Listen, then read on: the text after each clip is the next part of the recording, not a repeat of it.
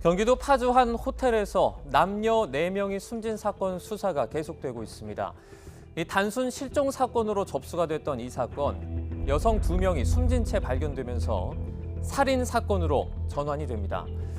현재까지 파악된 내용들 정리해 보겠습니다. 이 경찰이 숨진 4명 사이에 연관성을 조사한 결과를 보죠. 먼저 투신한 남성 A씨와 B씨는 친구 사이로 파악이 됐습니다. 이 며칠 전부터 호텔 객실에 함께 묵고 있던 것 등으로 이 CCTV를 통해서 확인이 됐고요. 여성 C씨는 이 남성 A씨와 수년 전부터 친분이 있던 것으로 조사가 됐습니다. 그리고 여성 B씨는 사건 이틀 전인 지난 8일 남성 A씨와 SNS를 통해서 처음 대화를 나눈 뒤 호텔을 찾은 것으로 확인됐습니다. 다음 날인 9일 아침 상황입니다. 여성 C씨와 연락이 닿지 않던 가족들이 이상함을 느끼고 실종 신고를 했습니다.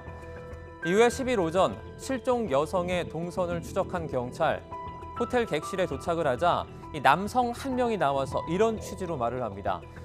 여성인 C씨가 왔었는데 볼 일이 있어서 잠깐 나갔다. 이에 경찰이 곧바로 CCTV를 확인하러 1층으로 내려간 사이에 이 남성 2명 호텔 밖으로 투신합니다. 이후에 객실에 진입한 경찰은 그제야 살해된 여성 2명을 발견하게 됩니다. 이 과정에서 경찰 수사 과정이 여론의 문매를 맞았습니다.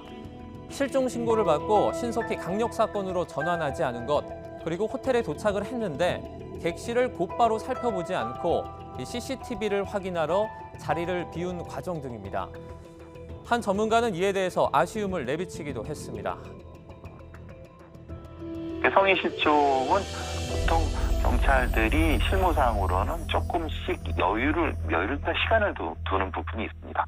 20대 중반 정도의 여성들인데, 근데 문제는 이제 이런 형태 요즘 같은 경우는 뭐 전화나 이런 걸 통해서 확인이 안 되면은 빨리 강력 사건 전화를 했어야 되는 것이 아닐까. 이후에 계획범죄 정황도 속속 드러나고 있는데요. 투신한 남성 2명이 이 살인을 사전 공모했다는 단서를 경찰이 확보한 겁니다.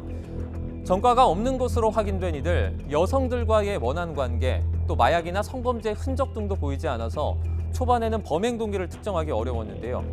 경찰은 남성 한 명의 휴대전화를 살펴본 결과 돈을 빼앗으려고 의도했을 가능성을 염두에 두고 수사를 진행하고 있습니다. 그런데 아직도 풀리지 않는 궁금점도 남습니다. 여성들의 휴대전화 행방, 그리고 남성들의 정확한 투신 이유 등입니다. 경찰은 사건 관련자들의 대화를 확보하고 숨진 남성들의 휴대전화를 대상으로 디지털 포렌식 작업을 진행하며 수사를 이어가고 있습니다.